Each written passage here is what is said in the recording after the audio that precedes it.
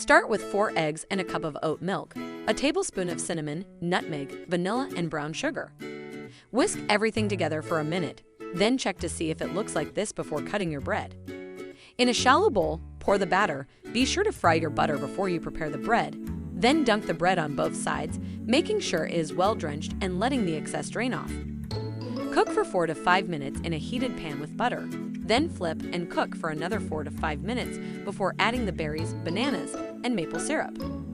If you don't like this method, try doing it this way. Here, I will show you how to make cinnamon French toast sticks.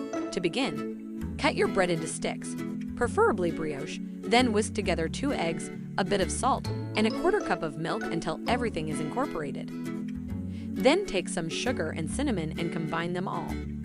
Make sure your frying pan is well greased before dipping your bread into the egg mixture and frying it on both sides until golden brown.